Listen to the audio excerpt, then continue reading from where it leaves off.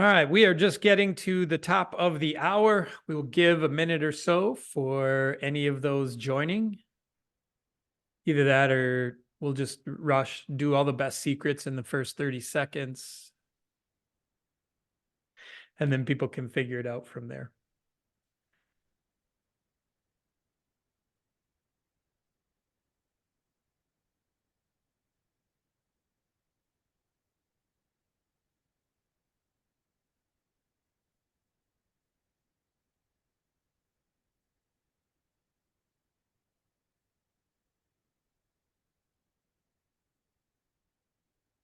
By the way, Aaron, I don't know if this was intentional or not, but I love that you can write Leadferno using the fire emoji and you've got the logo.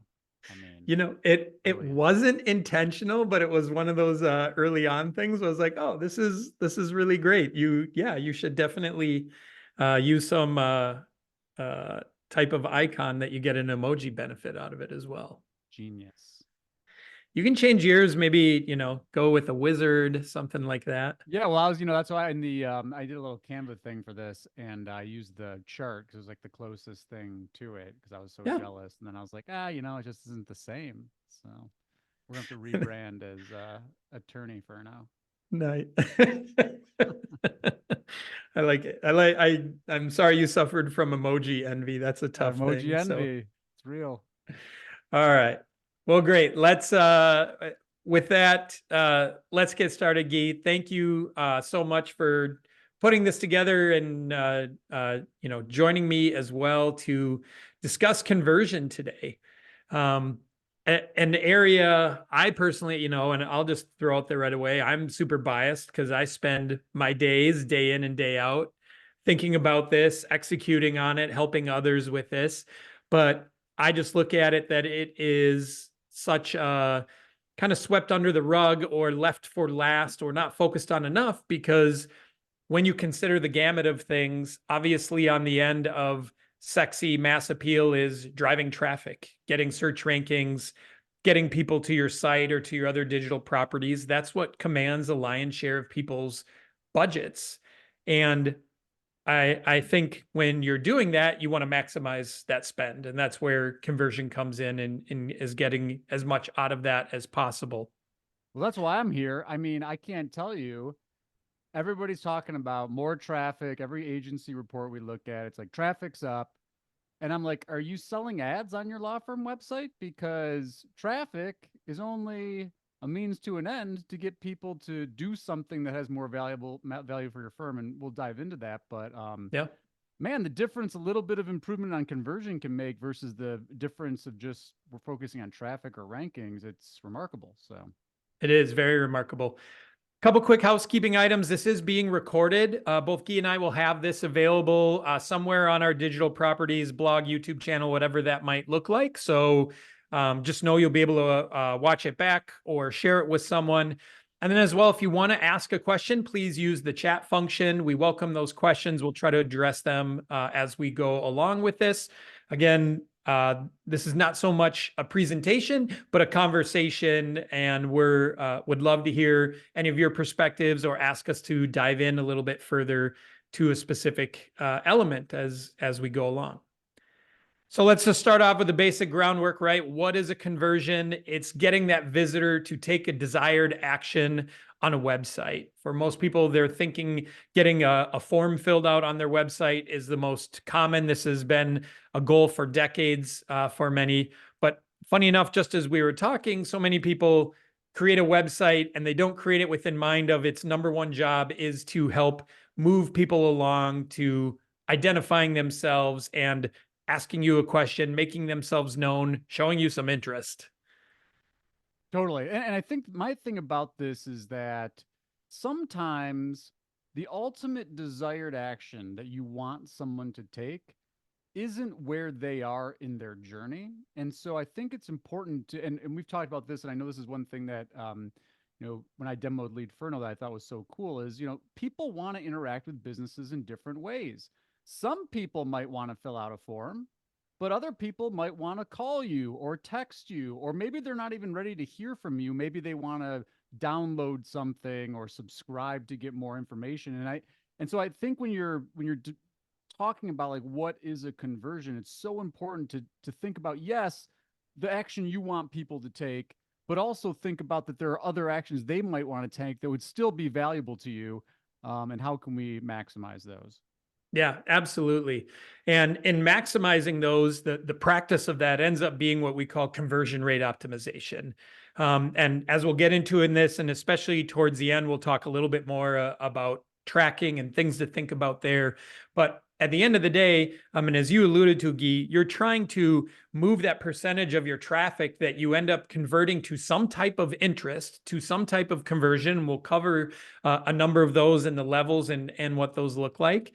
And you want to keep improving that. I've long said to people, would you rather have 100 people on your website in a month and 10 leads, or 1,000 on your website and 1 lead, right? And that's where we see a lot of disconnect, where people putting all of those apples in the basket of, I want more traffic, I want followers, I want likes, I want all of these things, and not really looking at, I'm only doing these things to get leads. Like, that's the number one goal. I want those conversions from my website to take place.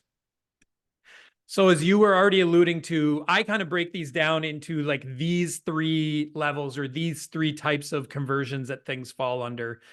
The first for me is updates, where you are able to either identify yourself or, lurk as someone in the unknown, but follow along with that brand. It might be through social, subscribing to a newsletter, subscribing to a YouTube channel, whatever that is, but it's some way that you can say, I want to be apprised of what you're doing. I'm somewhat interested. I need more time or more info, or my need needs to be a little bit more direct. But one way or another, I can start to get to know your brand and start to build trust. The next one, and this is a lot where we focus on, and one I think is really underutilized by people because we're starting to get this big shift, right? And that's questions. And just as I said before, for decades, and just as the image on here shows, like a form to get you started is really where all questions have started from. And I think we've seen this evolution. Obviously, in the last 10 years, we've seen live chat come into play and be heavily used, and allowing yourself to start to have that interaction. More so now, we see text message being a staple of communication and highly desired by consumers, and businesses starting to adapt here. And then obviously picking up the phone in a phone call, a conversion that a number desire.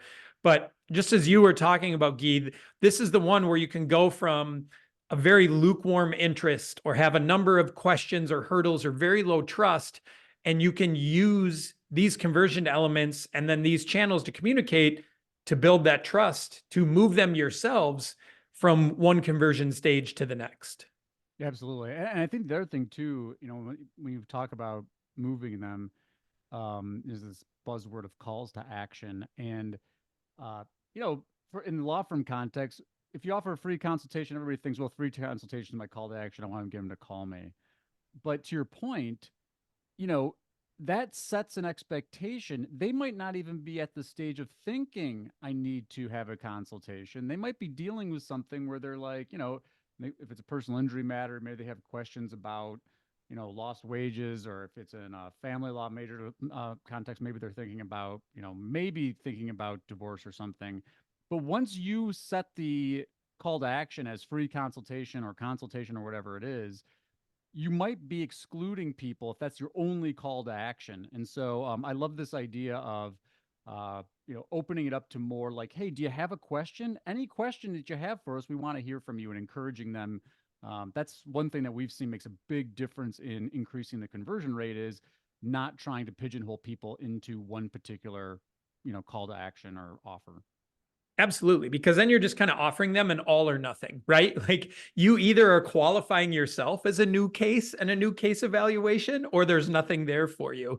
And I think that's so important, especially in law, because it is often so intimidating, so, not understood from the client's perspective, that they're going to have questions. There is a lot more of a trust canyon that needs to be crossed, and a bridge built across. And if you don't offer easy ways, multiple ways, as we're going to talk about, and things like that, to do that, you're leaving that all or nothing proposition on the table, and people will unqualify themselves, which is the last thing you want them to do. All right, so we've talked a little bit about these things, but just to sum them up, why should you care about conversion? Well, if you care about quantity, the amount of leads, you want to drive more leads, right? Simple enough. You want to have as many opportunities to see if someone's a fit, to hear the details, to hear what their issue, problem, need is, and see if you're a fit for it. But even more so on the quality side, because when you improve your conversion, you're actually reducing your cost per lead. And that is something that, you know, every business should be seeking, is how do we drive those costs down, that even if we're spending more on traffic, when you get conversion right, you're paying less per lead. And at the end of the day, that's part of the winning formula for how you want to produce your online leads. All right, one other thing that I should mention, I was just listening to, there's a podcast from the, I think it's called Marketing Against the Grain. It's the CMO of Zapier and the CMO of HubSpot that do a joint podcast, I think on a pretty much a weekly basis. But one of the guests that they recently had was just talking about maybe HubSpot's long range view on search. And they really felt, you know, and I loved hearing this from how I'm brainwashed, but they really talked about like conversion really needs to be the next thing you're thinking about, because with the ways that search is changing and things like that, they feel it will dramatically affect the amount of exposure that you have through a lot of these channels, search especially, that if you don't have your conversion in line and you're hoping to keep acquiring more traffic to be able to fulfill your lead needs, you're going to fall short, because the traffic isn't going to grow the way it has over recent years and things like that. And you really need to focus on that quality side. Well, 100%. And the thing that, you know, we think about this a lot in the ads context as well, because, you know, forever people would, the way that you would measure a quote unquote conversion was a pixel fire. And so, you know, you had a pixel, someone filled out a form, pixel fired. You tell Google Ads that's a conversion. Now you're reporting on cost per conversion. Of course, the problem is that many of those form fills are bots, spam, unqualified leads, opposing counsel, you know, your wife trying to get a hold of you through your web form on your site. And so they're not, it's not real. And so what changed is Google had, you know, at least in the Google context, they added offline conversion imports, which the shorthand here is like, you can actually tell the machine now, this was a qualified lead and not just from a pixel fire. And that is the key. And I can't tell you how many times we look at accounts that are being managed by agencies where they're optimizing to pixel fires, and then you simply switch it to, no, we're actually going to optimize to CRM data or, you know, qualified conversion data in other contexts. Lots of different ways to do it. It's a game changer, and I think part of the conversation that Google's talking about is you know, look, that's the way that Google Media is going to be bought. It's going to be bought based on sales data and not so much on pixel fires. And they're taking away control, you know, the historical controls around match types and keywords and all this kind of stuff with close variants and everything. But what they're saying is, you tell us what a qualified ad looks like. You tell us what your target return on ad spend is, or your target cost per client is. And we're going to go find users with all of our data and algorithms and fancy math that fit that qualified lead criteria. And that is going to be how you stay in the game in the future and win over, you know, this. You're wasting so much money if you're just optimizing to conversion pixel fires. Yep. No, totally. And, you know, some of those things are very welcome as a marketer. Some of those make it a little bit more difficult, but you're exactly right. That's the way the game is shifting towards. All right, so let's look at some conversion best practices. And this is an analogy I always like to use with a lot of things in digital marketing. What we're going to break down, none of these are silver bullets. Just consider this a football analogy. They all work as a team. And you need each to do their job to really produce the best play, or if we're talking defense, to stop the play that's there. And then so much of it, right, is about trust. At the highest level, NFL teams will talk about trusting the guy next to you is going to do their job, so you can do your job, that kind of thing. And trust is absolutely the name of the game in conversion. That's what you're trying to build, manufacture, fake, however it might be when you're bringing that user in. So one of the first areas for us to discuss is taking a scientific approach to this, Guy, right? And like you put some of this together. So I would, love to hear you kind of take lead and talk through this, and I'll add in some of the pieces I can to this. Totally. So, the first in the legal context, it's listening to clients, listening to potential clients. If you've got, some firms implement call tracking, some firms will implement, client feedback surveys. But you've got to ask, what is it when you land on our website? What is it are you looking for? What's most important to you? Why did you hire us? What kind of problems are you solving? Are you ready to talk on the phone? Would you rather us schedule a free consultation, or would you be interested in subscribing? So the research part, this is another one of those things that we talk about, that everybody spends all this money on, fancy websites and ranking and traffic, and none of it is informed by the actual feedback from the people that they're trying to attract and convert from their website. So Yep. more time, more investment in listening, less in just like, I think what we tend to think about is like, I can't tell you how many times we talk to law firms and they'll be like, I don't like my website. I'm like, would you shop for a law firm through a law firm website? Well, they're like, of course not. I know a bunch of lawyers and I do this profession. I'm like, well, there you go. So listen to the clients. And then the next step in that, scientific method here is to create a hypothesis. That's another thing too. Like, we're going to talk some best practices, but I think what we find all the time is like what works for one firm doesn't necessarily work for another firm. Now, look, there are some universal things. If your pages are loading slowly, that's not good. There's nobody that's going to advocate for, oh, we actually get better results when our pages load slowly. Okay, great.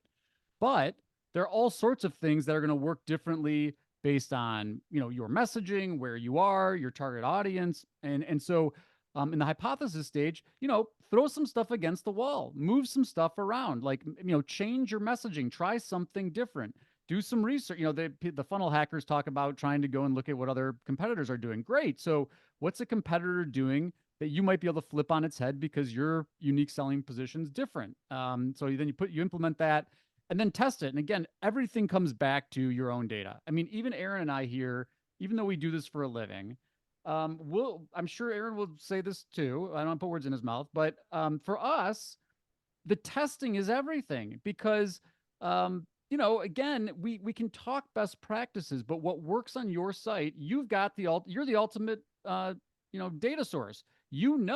What's actually turning into phone calls and subscriptions and clients on your site better than anybody else, better than anybody that might be in the industry. And so rely on that data, less on like third-party tools and, talking heads and stuff. And then the analysis. And I know one of the challenges and the counterpoint to what I just said is that a lot of firms don't have enough data. And so when you're looking at your data, make sure that you're analyzing it in scientific terms, and that, you're actually looking at statistically significant tests versus, oh, we tried this thing and I've anecdotally think it's working better. And so being a little bit more scientific about that. But ultimately, if you keep iterating forward and you keep trying new things, and you're actually using your conversion data to inform your media buying and to inform, what's on your website, you're going to see more people are going to start contacting you because it's actually based on the data that you're acquiring for your own site. Yeah, That's absolutely. my rant. Yeah, no, it's an exact and perfect message within that rant. Some of the things that sparked in my mind while going through this is, when you get in, making sure you have enough data. The whole goal is to put that hypothesis together and test it and do it in a time that gives you a result, right? Even if that's a year based on your traffic, whatever else, and you commit to looking at that in a year and then making next decisions and moving forward from there, like, that's okay. This doesn't have to be based on your size and what you're doing, a 1 week cycle, a 2 week cycle. Like, that exists for very few sites that are out there. So don't view it like that. I see that with people with our product, right? We have a 2 week free trial that I tell people all the time. That's designed to get you familiar with the software. If things were so great that in 2 weeks you saw some massive difference, like, I would probably already be retired and sitting on a beach with results that fast and that impressive. And then going all the way back to your first one, Yeah, just figuring out how to ask the right questions. What made you decide on our firm? Did you compare us against others? Did you shop around? Finding some of that out and finding their pros and cons on that is definitely huge. I always like to go because I spent a long time in the reviews and reputation space. I love to go and mine other people's reviews online and look at what did they talk about, what stood out to them, both good and bad about that firm and about the experience. And can we separate ourselves from our competitors based on what we see in those reviews? Are there areas we need to improve?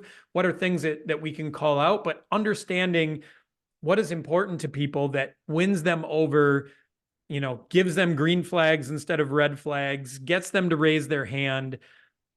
That's all out there. You just have to ask the right questions or look in the right places and have access to it. So the next one is taking a look at, here are the things that you need to understand, need to be part of your conversion formula, right? These are the table stakes that if you're going to get in the game, you need to be executing, thinking about these things at some level. And Guy, you already mentioned speed, right? If you're waiting for all the elements of a page to load and it's, technically challenged from that standpoint, you're already likely costing yourselves, opportunities to convert that user.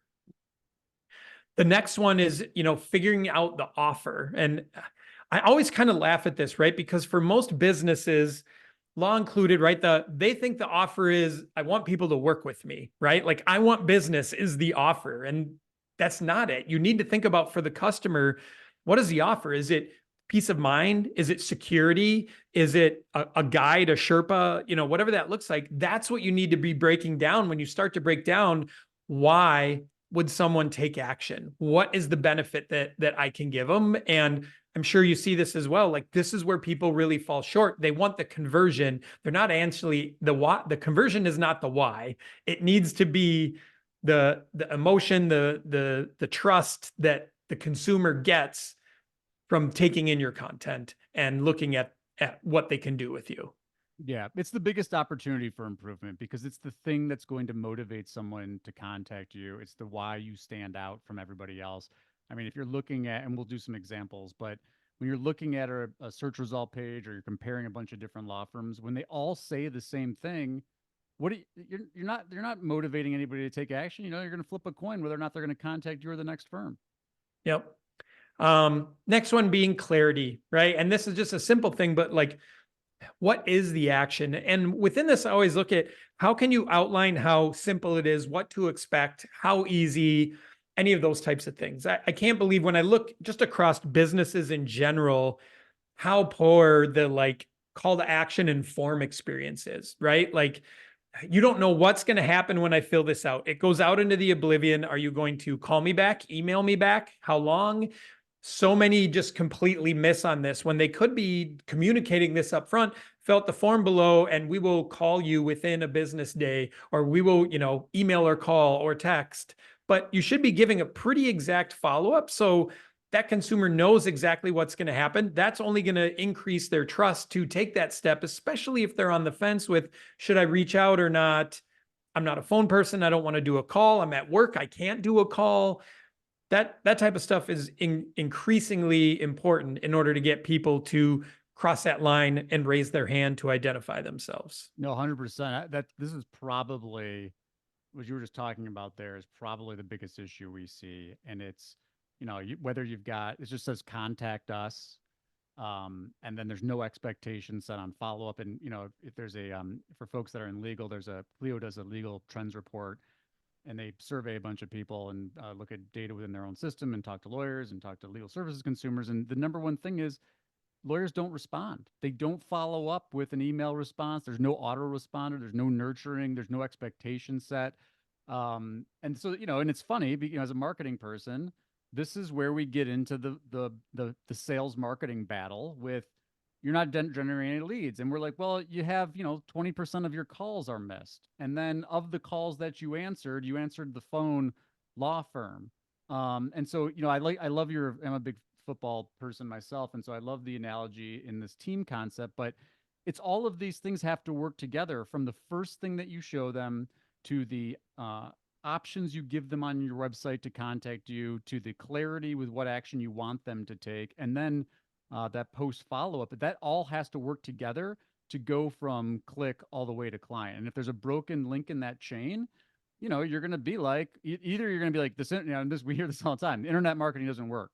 It's like, well, no, it's working. There's billions of dollars literally trading hands every day, because consumers are coming. You've got, whether you want to call it leaky funnel or whatever you want to call it, you've got a problem in that link in the chain that, and this is one that just comes up over and over again, whether it's just lack of clarity about what they can expect, just total lack of follow-up altogether. But that's a huge piece of this puzzle.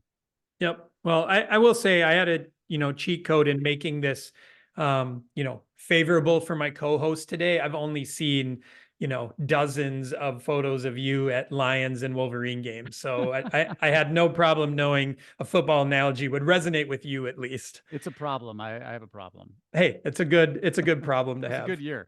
Yeah. I tell you, it was a great year for you. One that might not be duplicated. So Probably not. Live that up. Yep.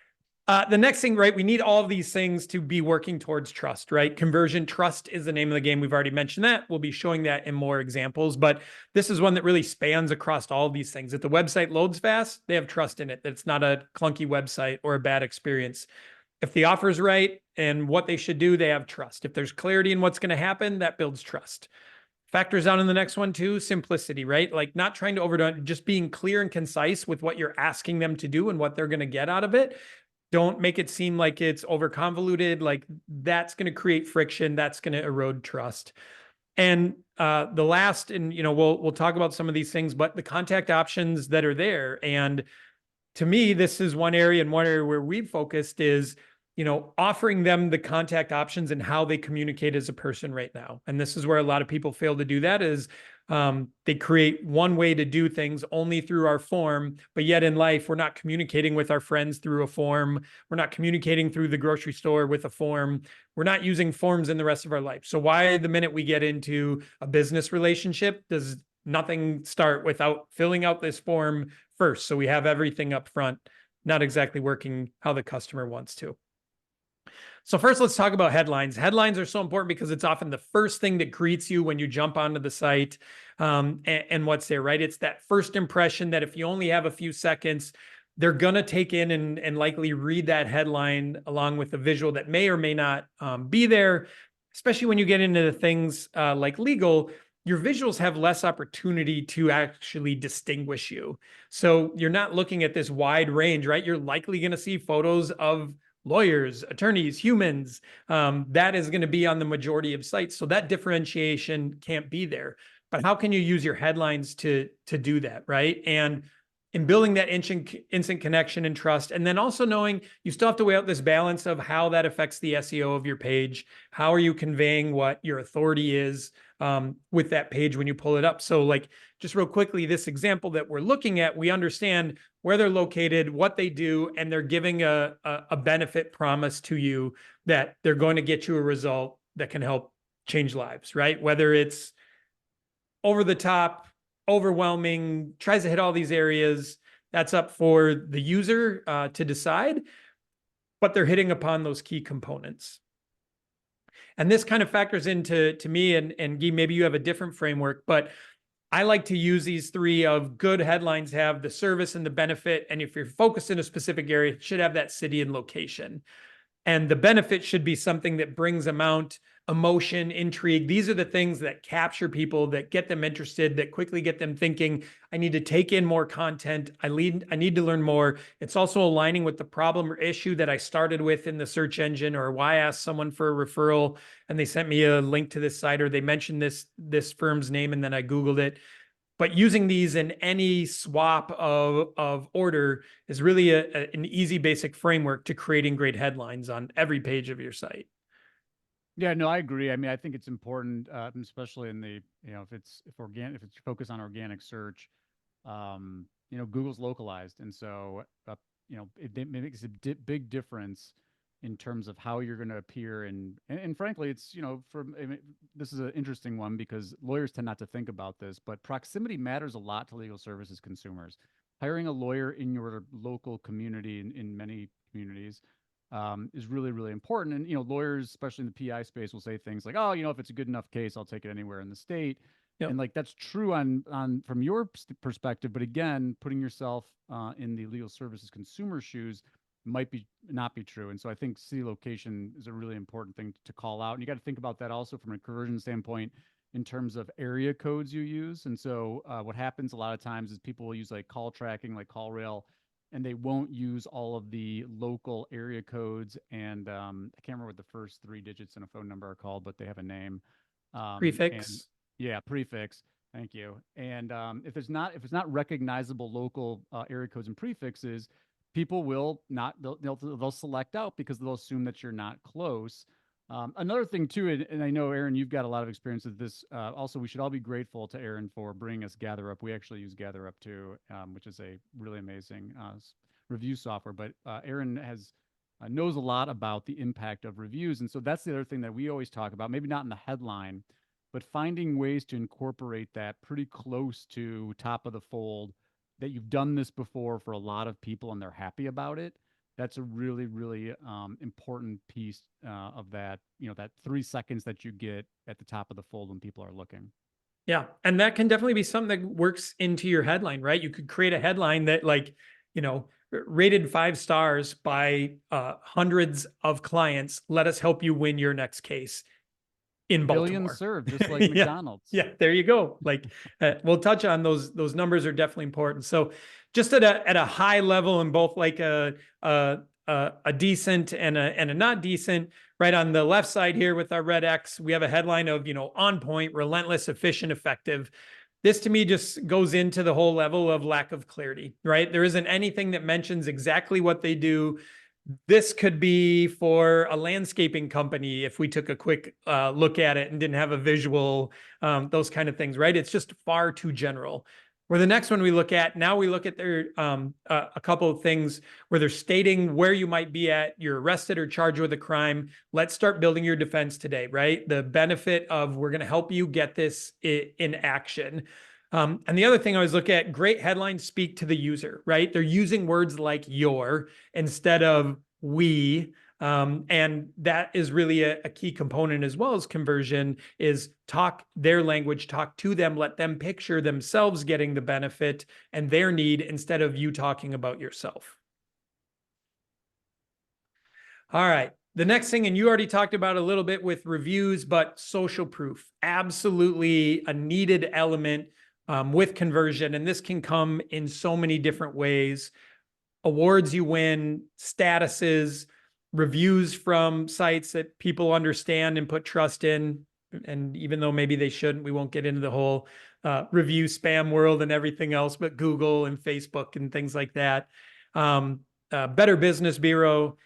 Then get in, testimonials, repurposing reviews on your site and putting that content on your site.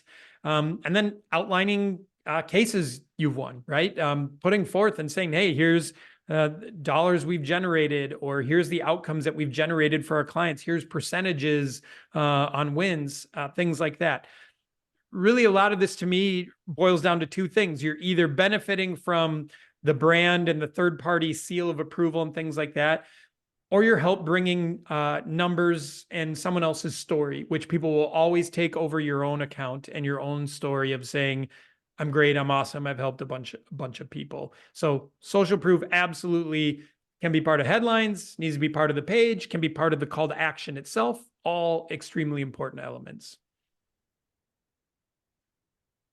All right, the next one, media and visuals. And this is one thing, and Guy, I'd love to hear some of your stuff on this. To me, when I've worked with law firms in the past, and why I've selected some of these photos is, I love to, in differentiating, move people away from the suit and tie, and here's right where we are. We're super formal, and we're standing here in front of you, and we're trying to look intimidating. Where people want something, when you're trying to build trust, you want them to feel real, human. You want them to feel approachable if you're going to ask questions. You want them to feel relatable. So to me, grabbing this collage just kind of took some of that, right? We have people in conversation,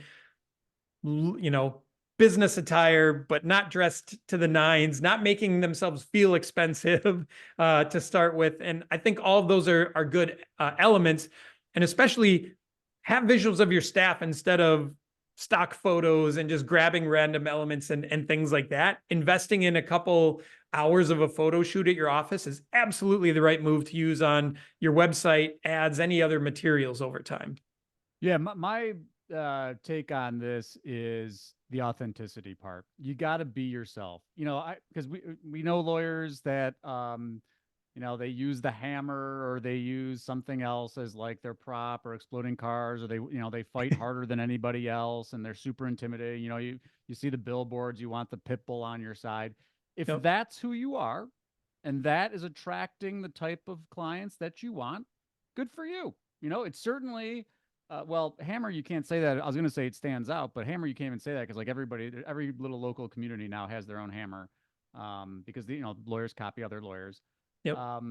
But my thing is to be yourself. So certainly, if you're using stock imagery, you know, American flags, Roman columns, gavels, get away from that stuff. I don't. I Yep. think most people. I'd love to hear someone go to bat for gavels, but I say move away from that stuff.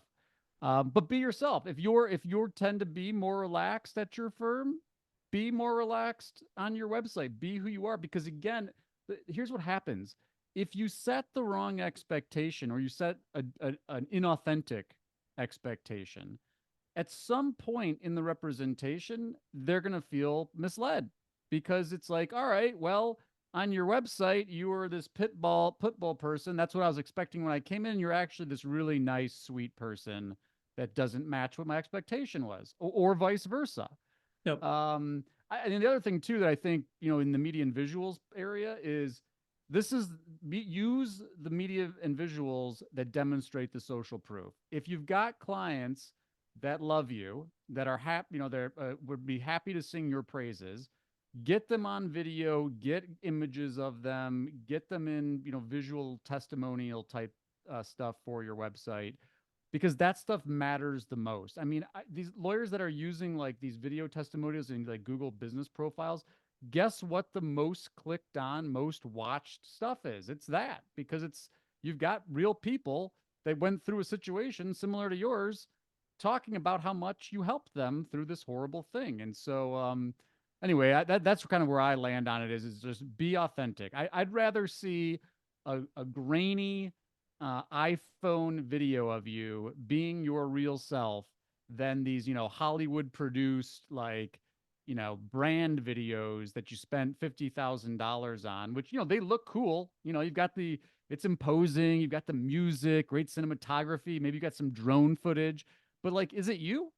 Yep. And what are you doing to tell me about how you're going to help me? Like, it makes you look pretty cool, but is it really helping me understand that you're the right lawyer for me? I don't know. Yep. No, totally agree with that. You also jogged my mind on one thing I wanted to mention with social proof that I think is vastly underutilized, that law firms especially can do a better job with, is matching reviews and testimonials up with the claims, the marketing claims that you're making. So when you're talking about, you know, here's a page on how we work with our clients, then there should be 2, 3, 4 reviews on that page that talks about, here's what I really loved about the process. Here's why they were highly communicative. Then you have another page that might speak about how we get results and things like that. Then those should be reviews and testimonials about the results and the end result that they achieved with it. So, or if you're a firm that, you know, you specialize in a number of different areas or very specific things, right? You have a page specifically on dog bites or a page specifically on motor vehicle accidents. Reviews on that page should be about that, should be from a customer as, I was in this accident, this is what happened.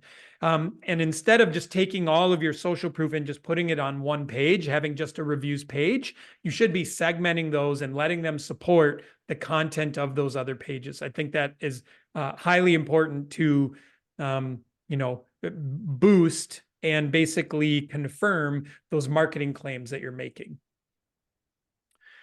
All right, the other thing, and you know, you talked about this as well with videos. Video is an absolutely great tool. I think everyone should be doing some amount of video. And just as you said, right, having that right mix of not just the staff and attorneys, but hearing, you know, the quick quips and case studies from some of those clients from their point of view is going to be very powerful. Video allows people to get more of a vibe and a feeling for who they're talking with, much more so than a still photo. You need those stills, you need those elements, but absolutely video is a great tool. I always say sight, sound, and motion create emotion, and emotion is what gets that buyer to take action.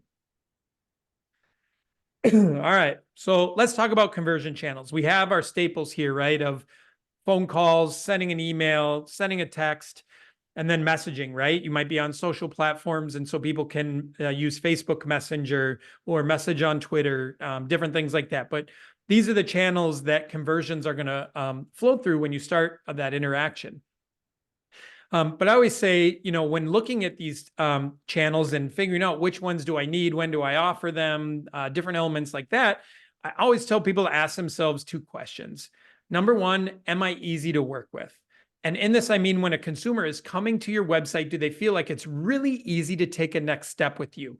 And it combines with the next one. Are you working the way that your prospects and customers want to work? And the reason why these combine is it easy for me to ask a question or take a next step because you offer the channel that I like to communicate the most or that best fits with my situation. I want to give you all my information in a form and then let you come back to me when you understand more. I want to be able to call you.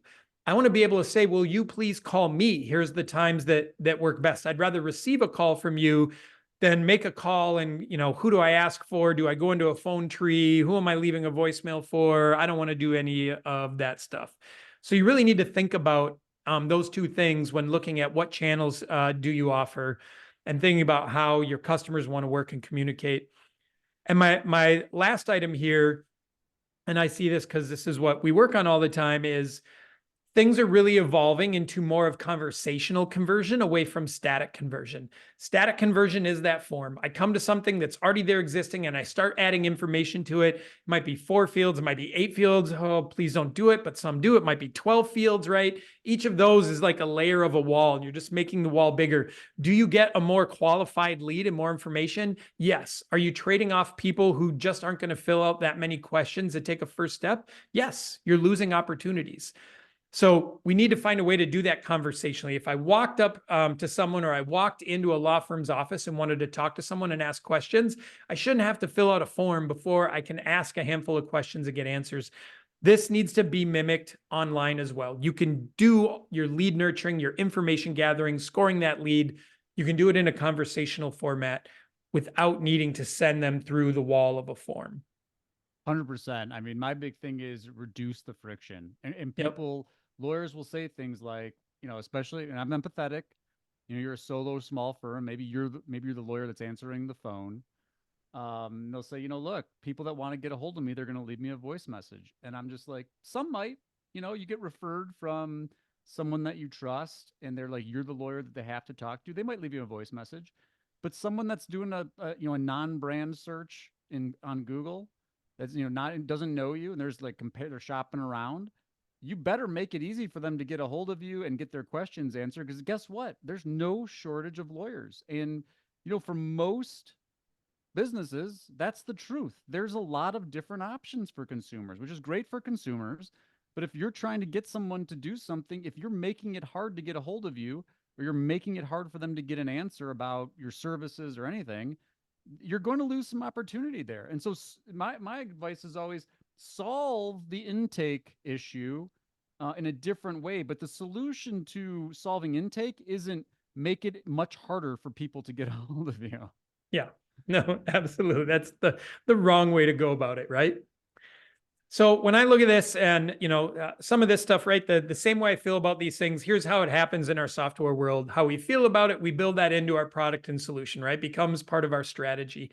So one thing that we always look at with our call to actions is we're then giving the consumer the choice for how they want to do this. So a number of the things that I just mentioned, when you go to contact one of our clients, you have the option centralized. Do I want to text them? Do I want to request a phone call? Do I just want to click and dial them right now? Or do I want to fill out a form? So now when we go to answer the questions, am I easy to work with? Yes, I offer multiple channels for how people want to work with me. And am I working the way people want to work? Yes, I'm offering them the channels that might be important to them in all these different scenarios. So when you look at these conversions and you can create call to actions that then offer them an option, how do you want to move this conversion forward, right? How do you want to tell me about yourself? How do you want to tell me about your case? How do you want to start to ask questions and engage?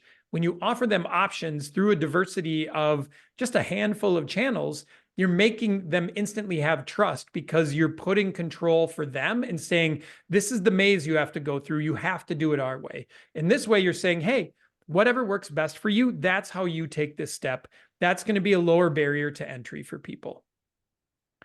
So when we bring this up, what our product is built around is using text messaging to power that conversion. So when you look at this website screenshot here, you see in the lower right, those floating buttons, free consultation, text us.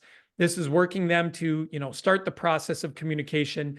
When they click to open it, they're then presented with, great, what's your name and number and first message?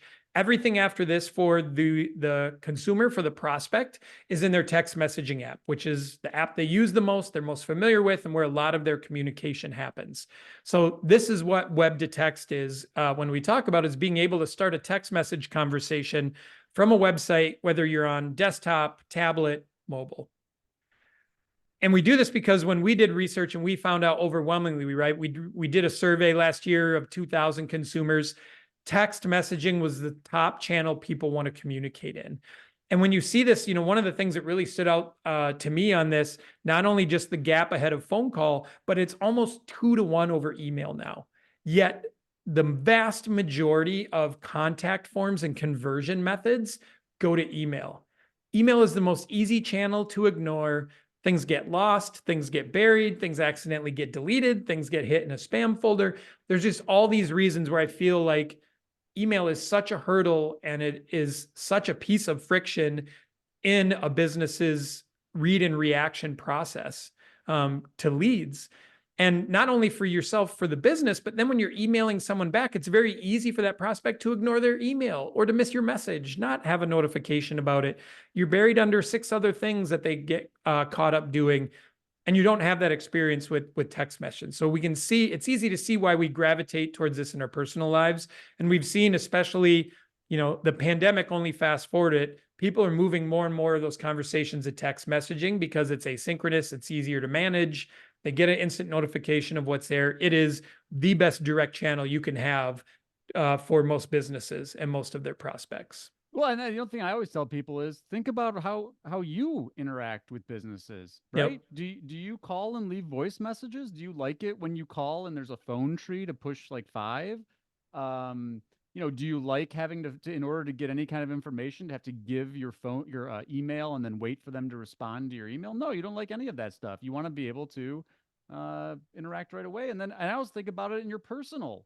This is one thing I'm not a huge Gary Vee guy, but he gets a lot of things right. And one thing that he totally gets right is think about how you screen phone calls and how you delay emails. Well, the same is true on the other side of that equation. Like, you're not answering the phone throughout the day because you're working. And so having ways to give people a frictionless experience to be able to get in, whether it's chat bot, text, whatever it's going to be, deliver those more positive experiences. That's what moves the dial on conversion. Totally. So one thing I always like to address, again, we've done a lot of research and things at this. When you're moving towards a real-time conversion tool, live chat is definitely a first selection for a lot of businesses because it's been out there for close to 10 years now. People understand it. They've had live chat experiences themselves, went on different websites and things like that. A lot of them probably had some pretty crappy live chat experiences. So there's definitely some things to think about. When we help people understand a comparison of SMS versus live chat and doing a web to text versus a live chat, here's some of the things that we point out to them. Number one, text is a known and trusted channel. You are not ghosted on text by businesses. You are ghosted by businesses on email. As we talked about, you fill out forms, you have no idea where they go. I've had businesses I've worked with where they're like, oh yeah, the person that got those lead forms left 6 months ago and we haven't figured out how to reroute them or anything else. Like, it can just be a black hole or an abyss for what goes on with that. Text is mobile, and I don't mean this as in a mobile phone. I mean, you can take the conversation with you anywhere. A chat window is fixed to what you're on. So if you start a chat on your desktop and you have to go to a meeting, you have to abandon that chat. If you have to run to pick up your kid at school or a practice, you have to abandon that chat. So it's confined to exactly what you're doing. You can't take it elsewhere and you can't pick it back up. It's also hard for the business if that person delays, all you can do is be trying to chat them, or the backup might be you captured their email. Well, now you're going into another channel that is easily ignored. So recovery of that conversation is not great. It's two-way communication at any time is the easiest way to summarize that. You always have a channel back in once they start that text conversation. One thing that's important to note, we did research and we found that there is a much lower reply time expectation to make your customer happy. So when we did a survey of 1,000, over 50% of consumers said if that live chat doesn't start within minutes or you engage me within minutes, I'm already disappointed. For texting, it was a same day reply. Over 50% said, as long as you reply in the same day, I'm happy with your communication time frame. So when you look at that as a small business, and Guy, you mentioned some of these, right, where you have just maybe one attorney or very few staff members to man these things, you're very easily able to do that over text with it being asynchronous because you have a longer grace time than having someone sitting in front of a chat tool and getting prompted and feeling like they immediately have to jump on it. And if they're already doing something else and they can't, they're on the phone with another client or prospect or anything else, or out grabbing lunch or whatever else, then that really gets rendered useless. Where on the texting side, the expectation's lower to keep them happy, and you can still have that real-time communication. It's easier for staff. I know this firsthand. I've used live chat tools. You'd get one or two people in your office that felt comfortable, trained, and be willing to handle it. Texting all the time. We have people where it's like, all right, we have 25 people in our company. All 25 are going to be on it. Everyone already knows how to text. You're not training them. And with it being asynchronous, you don't have this real like, oh, I need to make sure I'm turned on, I'm available, and I'm there, and I'm doing this instantly. There's an amount of pressure that certain people just aren't cut out for live chat to be on the receiving end for a business. And so where does a lot of this lead to law firms is you pay someone else to do the chats for you. And so now you have someone without expertise, without real motivation that your same firm has, without emotion or being able to, identify with that customer or answer specific questions. And their only job is just to qualify it, right? It's just to set an appointment, set a call, get enough information on there. And ultimately, that's not your best lead nurture or capture experience for the customer. It's just kind of a babysitter to help get it along, get a little bit more information, and then put it in front of them. And that's not to say that it doesn't work. It definitely can work, but I think your best thing is to scale what you have in your office and your staff and be able to put that to work. And then this is one that I see in legal, and Guy, maybe you can comment on this. The amount of tools that are live chat tools, and then you're paying per live chat that comes through. You've already spent that money marketing, getting them to your site. Now you're getting double taxed for that person to raise their hand. So your marketing worked. It targeted the right person. It got them to your site. They're willing to raise their hand. And now you're paying for an outcome of someone else asking them initial questions and interacting with them when that's a lead you already own. To me, that's a mind-blowing pricing model. You should be paying to utilize a tool or a set fee. If your marketing's working great and more work has to be done on the end of the funnel, that's the way it should be. No, that drives me nuts. And I can't tell you, and thank you for bringing that up. There are so many, chat tools in legal that it's per chat fee. And I'm like, you're paying $35 every time someone, you got to add that into your cost per acquisition. So, your Yep. cost per acquisition, say it's $100 a qualified lead. Well, 30% of that is just to pay for the software that's actually just capturing the intent that we've driven. The other thing that really, that always, every time we talk about text, that makes me think about it is this idea of on mobile, it goes with you, but also even on, it's if you close the browser or close the chat experience, it's gone. And if I'm looking down at my phone, it shows up in the little dock at the bottom, text message. Text messages right there. That's one of the few apps that actually have notifications turned on.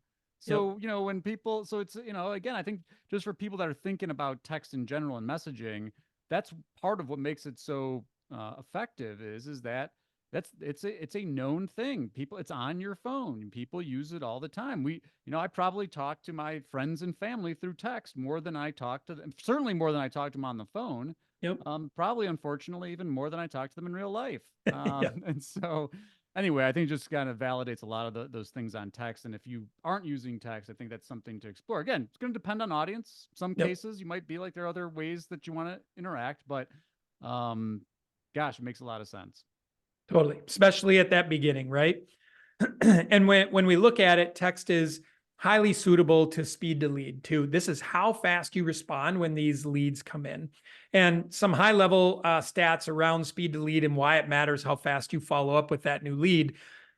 Studies have found conversion is 8 times higher in the first 5 minutes, right? That's just a massive step because all you're doing is leaving time and doubt in their mind for them to go look for someone else, for it not to be a priority anymore, for them to move along in their day. All those other things go along with it. Also found that 78% of consumers go with the first response, right? Like once I find something that starts to, click or gel with me, I'm done looking. I don't need to go any further. And to me, this really speaks to if you're not using a tool that gives them an immediate response when they fill it out, if they fill out your contact form, they don't immediately get an email or even better yet, a text notification back that you've received it and here's the expectation on a human reply. Like this is how you stop them from looking anymore. This is how you be the first one to go with the response because within seconds they have that confirmation. And then when you think about the communication cycle, the average text reply is 90 seconds, where email replies average 90 minutes. And I point this out not just for the business side, but when you lob a question back across to them, you are now 90 times, shorter in what you're seeing in that reply time from them. So to have a conversation that in just a handful of minutes, you can get enough information, qualify that person, and set a next step as compared to it might be drawn out over days via email. It's just such a game changer into improving conversion of your conversions and getting them to that next step. Yeah, totally. The other thing that I've seen a lot of lawyers do that I really like in the text context is, and I guess you can do this in some chat experiences too, but like you can have the conversation, and then if there's a specific question that comes up that you've already got video that you've created that answers the question, so I'll use an easy one. It's like I want to do driving directions. You have a video of you. It's like, hey, how do you get there? Here, check out this video. You deliver that in text, and so you can. Text doesn't just have to be a written word experience because you can actually use links and stuff. And so driving, using videos and using other media to be able to communicate through text, really, really effective. Totally.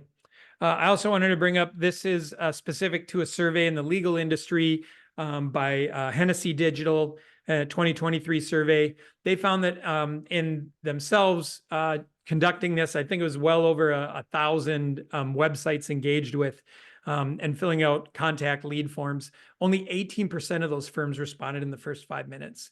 And when we're talking about when you're trying to differentiate yourself, when you're trying to already set, we're great communicators, set that bar high, earn trust instantly, that quick communication is definitely a way to do it. And so when you see this, you see your ability to stand out here and to be a leader in this area.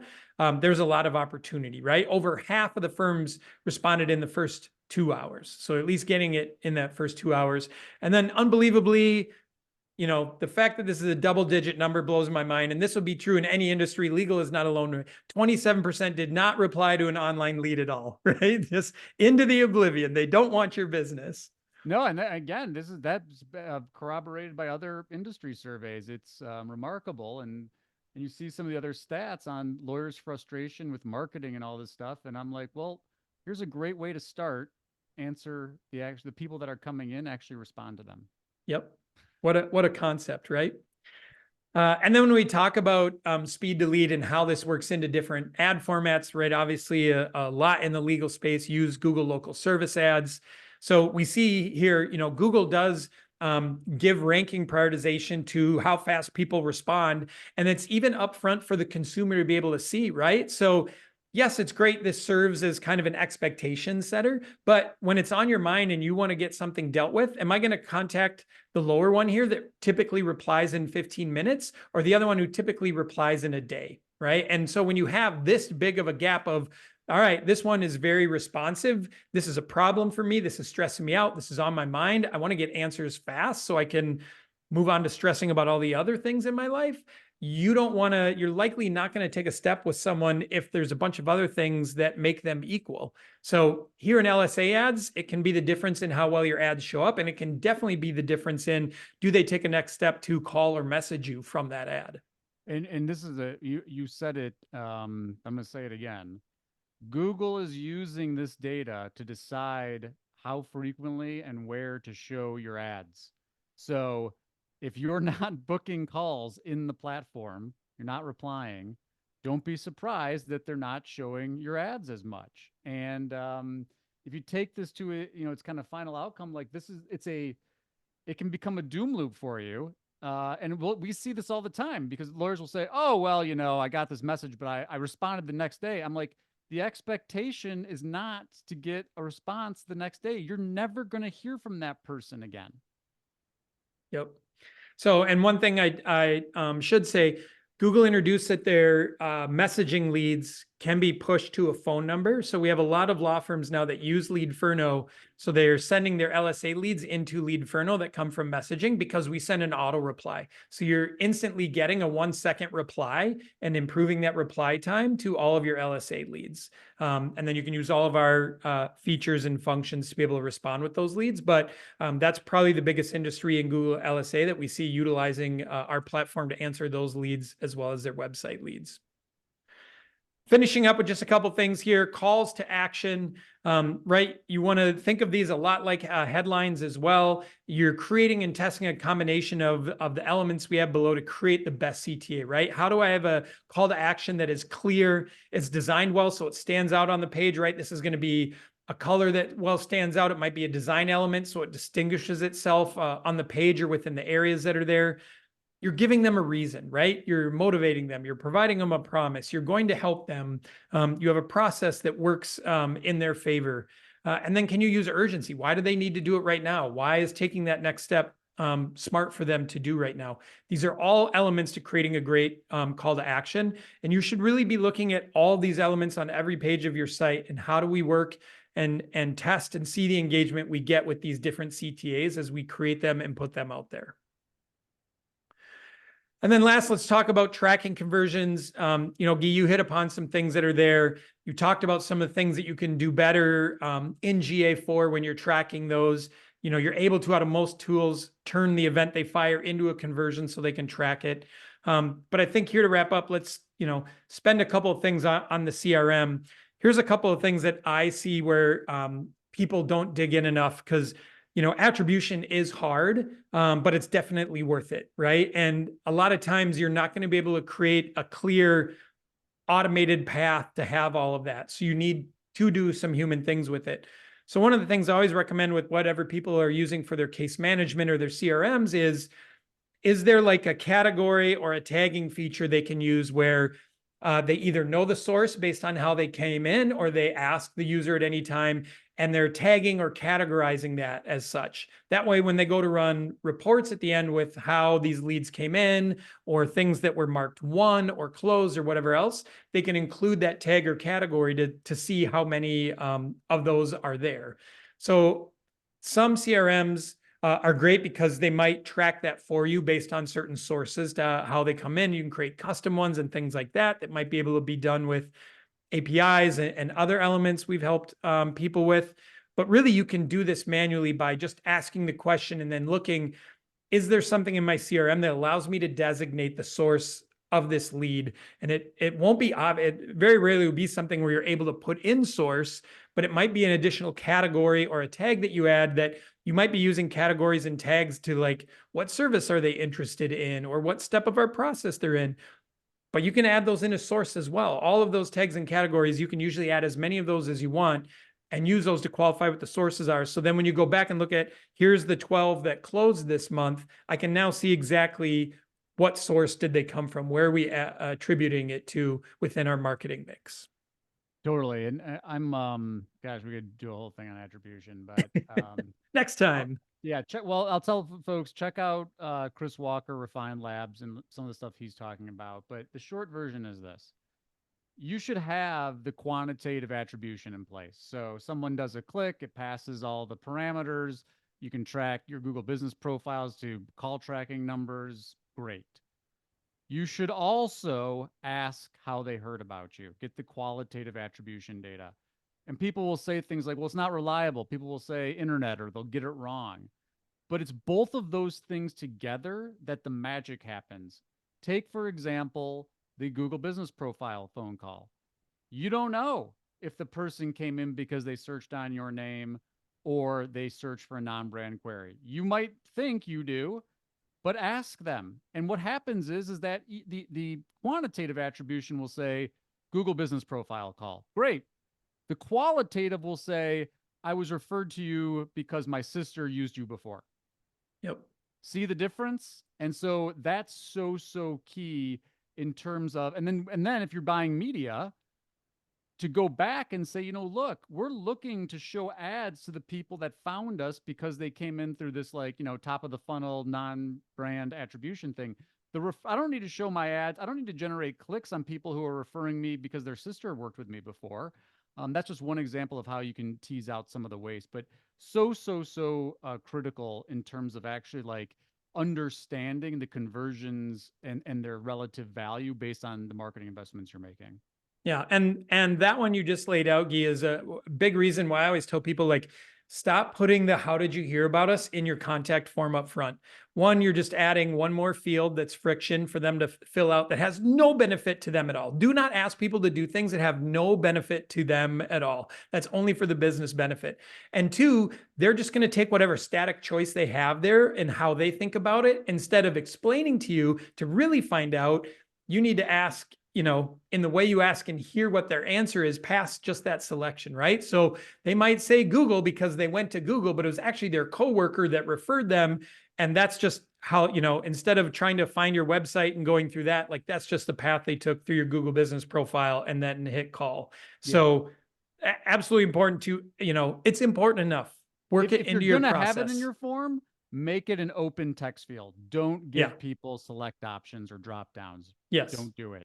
Yes, they will pick the wrong thing. Right.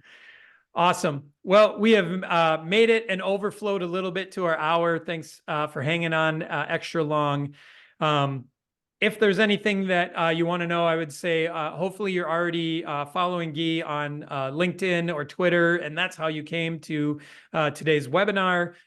If not, I have this wonderful branding thing. I'm the only Aaron Weike in the world. So if you just type Aaron Weike into Google, you will find my LinkedIn and my Twitter. We can be Facebook friends if you want, but happy to answer your questions as we go along from there. Leadferno.com. We have a blog.